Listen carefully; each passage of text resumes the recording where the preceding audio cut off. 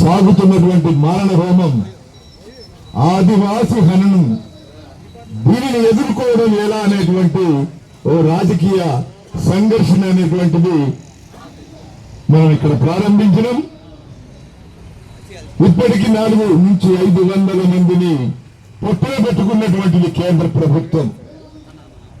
వాళ్ళు నిత్యం నక్సల్ రహిత నినాదమిస్తూ ఆదివాసీలను మారణహోమానికి గురి చేస్తున్నారు. ఈ విషయం మీద ముందుగా ఒక నెల రోజుల క్రితమే మేము ఆలోచించాం. కానీ అప్పటికే సాంబశివరావు గారు సిపిఐ నాయకత్వం వారు ఇనిషియేట్ చేసి ఒక కార్యక్రమాన్ని సదస్సు పెట్టారు. దాన్ని కంటిన్యూటీ చేద్దామని చర్చించాం, కానీ ఆగిపోయింది. ఈ సమస్య మీద నిరంతరం సాయుధ పోరాట పందా తీసుకున్నటువంటి మావోయిస్టులు, వాళ్ళకి సంబంధించిన సంస్థ, దానికి సంబంధించినటువంటి రాజకీయ శక్తులన్నీ కూడా పోరాటం చేస్తూనే ఉన్నాయి. సమస్య పరిమితమైన మేరకున్నటువంటి పరిస్థితి వేరు. ఇది ప్రజా స్వభావాన్ని వాళ్ళ సంతరించుకున్నది. ఒక పార్టీ పైకే కాదు, మొత్తం సమాజం మీదకి ఈ దాడి అనేటువంటిది ఎక్స్టెండ్ అయింది. ఇది మనం గుర్తించాల్సినటువంటి విషయం. ఎప్పటికప్పుడు ఎన్కౌంటర్స్ రాజకీయ పార్టీలుగా ఖండించడం లేదు, వాటికి వ్యతిరేకంగా పోరాడడం లేదు.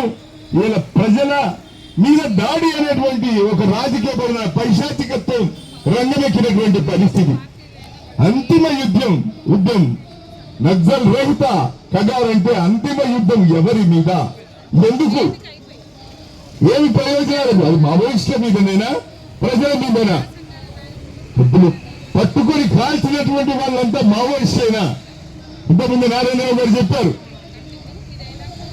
కొంతమంది అది పట్టుకొని అనారోగ్యంతో ఉండి కదలలేని పరిస్థితిలో పట్టుకొని దానికి రాజకీయమైనటువంటి రూపం ఇచ్చి అనేక మంది తీసుకొచ్చి కాల్చి చంపుతున్నటువంటి పద్ధతి కొనసాగుతున్నది. ఇది 90 నుంచి ప్రారంభమైంది. అది సల్వాజుడు కానీ, దాంతో పాటు గ్రీన్ హంట్ కానీ, దాని తర్వాత ఇప్పుడు కగారు కానీ, ఈ మూడింటి యొక్క స్వభావం సారాంశంలో రాజ్యహింస, అణిచివేత, హింసా భారతం. ఇక్కడ కరీంనగర్ ఉద్యమం సాగినప్పుడు కూడా ఫియర్ వికాస్ సంస్థలు అనేటువంటిది ఒకటి ఆర్గనైజ్ చేసి, నక్సలైట్ బాధిత సంఘం అనేది ఒకటి ఆర్గనైజ్ చేసి ప్రజల మీద దాడులు చేసినటువంటి భాగాలు ఉన్నాయి. మైదాన ప్రాంతంలో కూడా జరిగినాయి.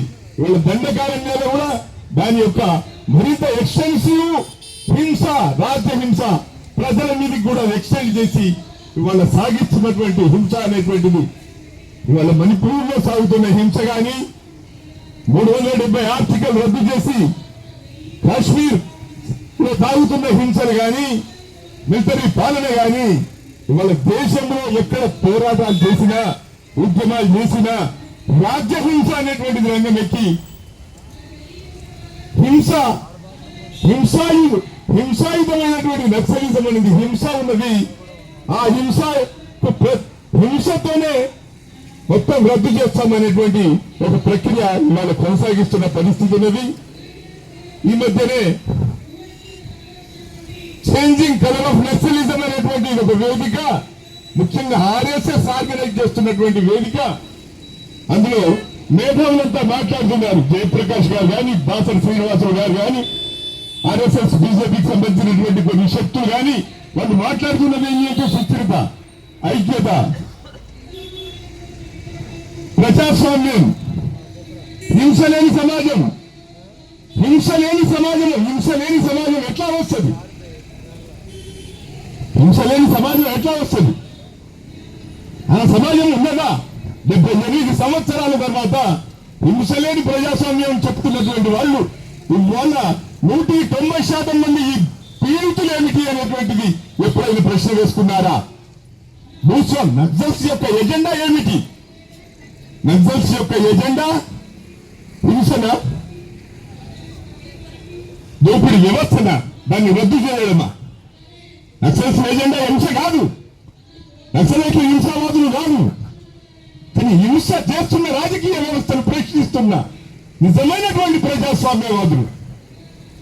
ప్రజాస్వామ్యం రోజు మాట్లాడుతున్న వాళ్ళు ప్రజాస్వామ్యవాదం పేరు మీద హింస తెస్తున్నారు.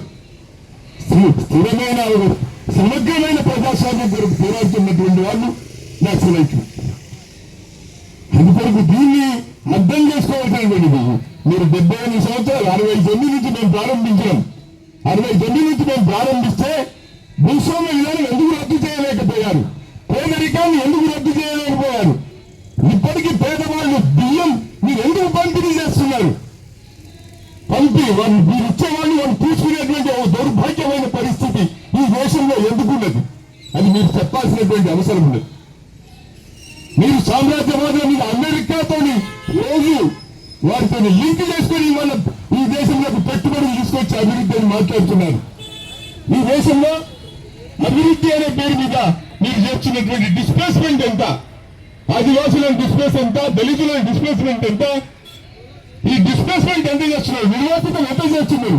విధ్వంసకర అభివృద్ధి ఎంత చేస్తున్నారు? ఎప్పుడైనా ఆలోచించారా? హింస ఎవరు చేస్తున్నారు? హింస కారణం ఏంటిది? రూట్ కాజ్ ఎప్పుడైనా ఆలోచిస్తున్నారా? అధికారంలో ఉండడమే కాదు, పాలన చేయడమే కాదు, ప్రజాస్వామ్యంగా 5 సంవత్సరాలుగా సార్ ఎన్నికవుతున్నటువంటి మీరు ఈ అవినీతికరమైన ఎన్నికల వ్యవస్థను ఎందుకు మార్చలేకపోయారు? ఒక ప్రజాస్వామ్యాన్ని నిర్వహిస్తున్నారు. ప్రజలందరికీ ఓటు హక్కు బాధ్యతనే తప్ప రికాల్ చేసే హక్కు ప్రజలకు ఇచ్చారా? ఓటర్లకు ఇచ్చారా? మరి దీన్ని ప్రజాస్వామ్యం ఎలానే ఉంటాం అనేటువంటి సమస్యలు ఇవాళ ఉన్నాయి. నక్సలైట్ల ఏజెండా హింస కాదు, శాంతి భద్రతలు కాదు,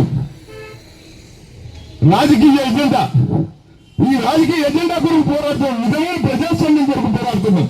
అలాంటి నిజమైన ప్రజాస్వామ్యం పోరాడుతుంటే నక్సలిజం అనేటువంటిది ఈ దేశానికి ప్రమాదం అని మీరు ఎట్లా చెప్పగలుగుతారు? నక్సలిజం ప్రమాదం అని చెప్తున్నటువంటి వాళ్ళు అదాని అంబానీ ఆస్తులు ఎందుకు పెరుగుతున్నాయి? దానికి కారణం ఏంటిదో చెప్పగలరా?